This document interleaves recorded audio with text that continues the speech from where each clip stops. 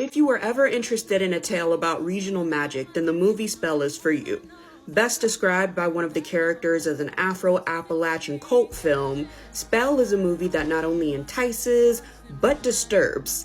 And today, I'm going to be focusing on one of the main characters of the movie, Eloise, no last name mentioned. But before I get into her character, it's Black Supernatural Month, formerly known as Black Witch Month, which means that for every day that I can this month, I'll be covering a Black Witch or Supernatural in movie or TV. And today, it's Eloise from the 2020 movie Spell. Now, Eloise, played by Loretta Devine, is a very enigmatic character. There's no official record of origin for her, and the only thing we know outside of that is she's been around at least since the 1860s, which means that Eloise is over 150 years old. Everything else we learn about her character comes from things that she tells Marquis during the film. And according to Eloise, she's a number of things. A root worker, conjure woman, hoodoo woman, folk practitioner, maestro of mojo, or a magic user. In addition to this, you might consider her a distinguished community leader, but you could also consider her a cult leader. It just depends on how you view her character.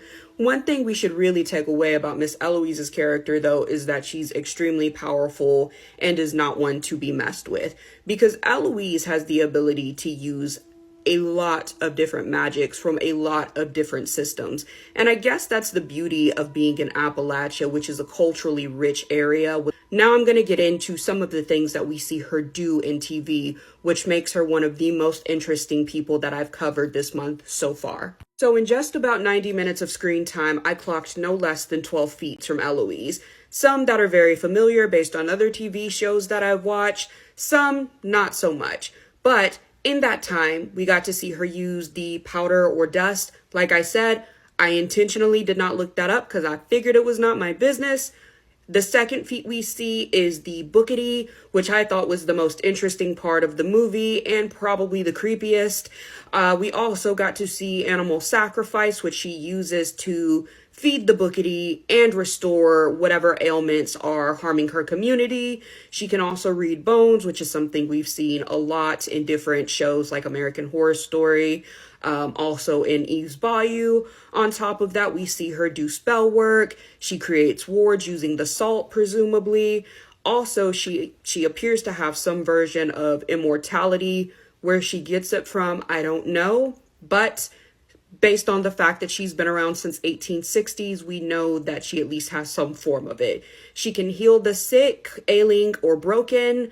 On top of that, she also has means of divination that include reading the bones, of course, but she also appears to be able to divine things naturally, such as the origin of Marquis T and his father. In addition to this, she can use different types of mojos, potions, and charms, which she often uses to knock Marquis out or feed him things that will make him vomit, all in an attempt to feed the bookity. Now, as far as her personality goes, Eloise has a very unique disposition. She's friendly yet menacing. She cares a lot about the people in her community, but not so much about strangers. And the word that really comes to mind when I look at her is duality. And that is the word that I would use to describe most of the Black Supernaturals that I've covered this week. None of them are singular, one-dimensional characters. And at times, despite knowing that Eloise was intended to be the antagonist, I couldn't help but empathize with her and at times agree with her.